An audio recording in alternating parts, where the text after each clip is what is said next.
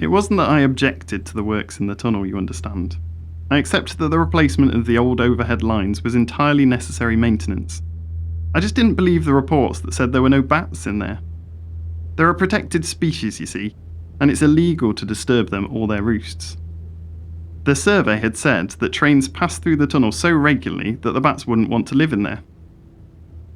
But the tunnel was old, so it was bound to be full of the cracks and crevices that bats love. I decided to go check it out myself.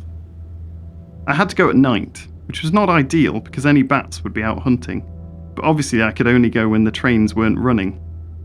I dressed in warm clothes with a reflective vest over the top.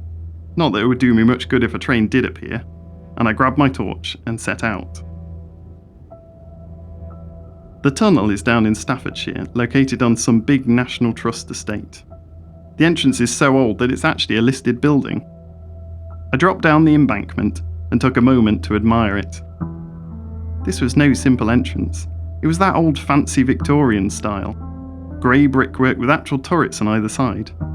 As elegant as it was, this was still an active train line, and although there shouldn't be any trains running at this hour, there were other dangers. I resolved to stay as close to the entrance as was feasible. I moved carefully into the tunnel, my feet crunching on the loose gravel of the track. I swung my torch back and forth, first over the bricks looking for cracks, and then over the ground checking for droppings. Of the latter there was nothing. There were, however, crevices all over the walls of the tunnels. I moved as close to them as I could, positioning my torch to look inside. The angles made it difficult to see much. I really could have done with bringing an endoscope. Still, even with my limited equipment, I could see the openings looked undisturbed. There was no sign of bats living there. I stepped back, staring up at the wall. Maybe the survey had been correct. Maybe nothing lived in here at all. So now I had to decide. I could call it a day and go home, or I could look a little further into the tunnel in case there were roosts further inside. I glanced down the track, and adrenaline surged through my body. There was a light in the tunnel. For one heart-stopping moment, I thought it was a train bearing down on me. I quickly realised from the lack of sound and movement that this couldn't be the case, but it still shook me and I had to lean forwards, my hands on my knees, whilst I calmed myself. Then I stood up straight and peered into the darkness, trying to focus on what I was seeing. I realised that it was not a large light far away, but a small light relatively close by. I narrowed my eyes. It looked like it was coming from a torch. Now I really had to decide what to do. I was not supposed to be in the tunnel, and I did not want to be caught here. On the other hand, it was possible that whoever was holding the torch shouldn't be here either. Were they up to no good? Or perhaps just another survey? I paused, and then removed my reflective vest, folding it up and placing it near a wall where I would see it on the way out. Then I turned off my torch and carefully began to make my way towards the light. It wasn't far, perhaps only 50 metres or so away, and when I got close enough, I could see that no one was holding the torch at all. It was just lying on the tracks.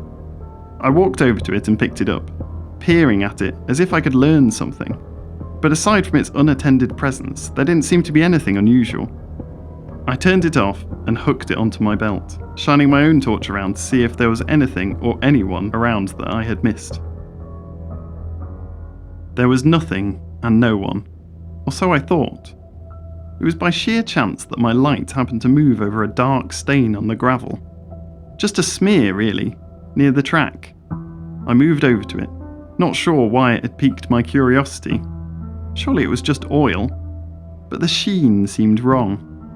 I crouched down to look closer, and realised that what had looked black in the torchlight was in fact red. It was blood. I stared, my heart in my mouth, and then glancing up I realised there was another small pool a short way above this one. And then another. There was a trail of blood running from the track, over to the edge of the tunnel where it disappeared inside a hole that lay at the base of the wall. It was a couple of feet wide, half again as high, and deep enough that my torchlight was eaten up by the darkness on the other side. It was easily deeper than the brickwork, and must have extended into the earth of the surrounding hill. My eyes were locked onto it, onto the trail that led into it.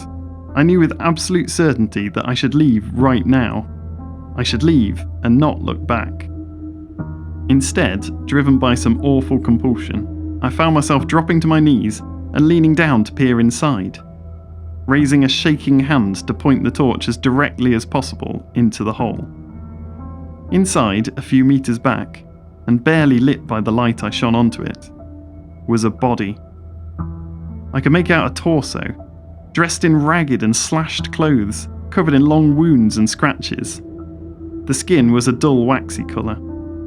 There was no movement, no rise and fall of a chest to suggest breathing. I realised that I was looking at a corpse. I tried to cry out, but my voice was trapped in my throat as I lurched backwards onto my behind, the torch dropping from my hand. I sat where I had fallen, my eyes wide with terror. Had there been a murder? I had to call the police.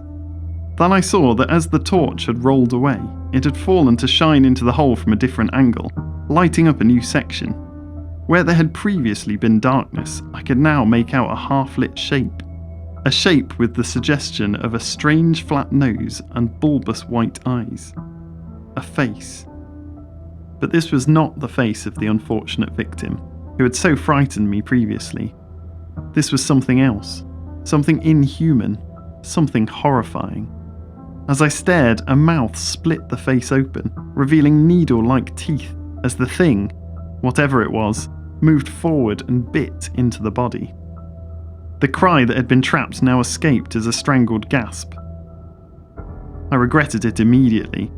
The thing's head snapped up from its prey and fixed in my direction. Those awful milky eyes locked onto where I was sitting.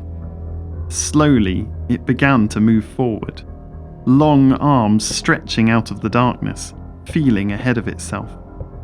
It had misshapen, stubby fingers that pushed into the gravel as it moved, searching, and its head swung gently back and forth as it dragged itself over the body it had been feasting on.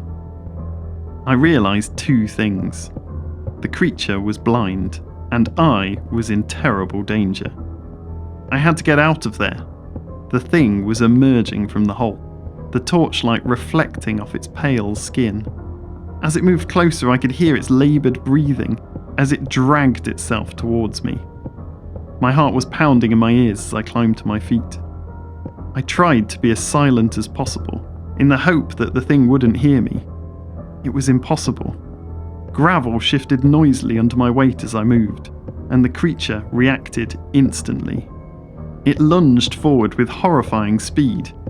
I screamed and flung myself aside, the sight of its gaping mouth and twisted face making me weak and clumsy.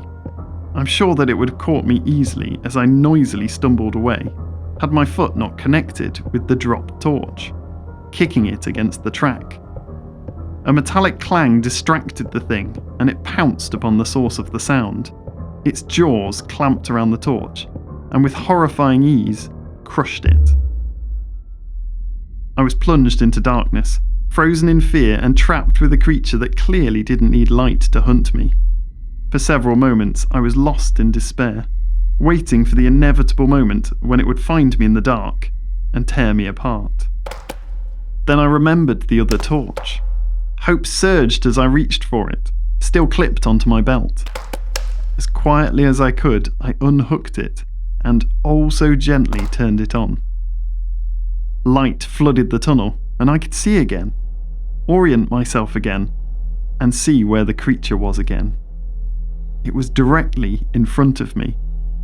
It was crouched on the ground, its head less than a foot from my shin. I stared down at it, shaking, my mouth dry. It was moving its head side to side, listening for me. If it moved even slightly forward, it would find me. I slowly raised the torch above my head, and then, praying to move silently, I threw it as hard and as far as I could away from me down the tunnel. As I watched it spiralling away, terror pierced me. If I had misjudged this, I had thrown away my last source of light. It landed noisily on the ground some distance ahead, and with a shriek, the monster spun around and barreled towards it. I turned on my heel and fled down the tunnel, hoping that I'd given myself enough of a head start. There was only darkness ahead, and for an awful moment I thought that I'd run in the wrong direction. But then the last weak rays of torchlight, before the monster crunched them out, lit up my reflective jacket, lying where I had left it, by the entrance.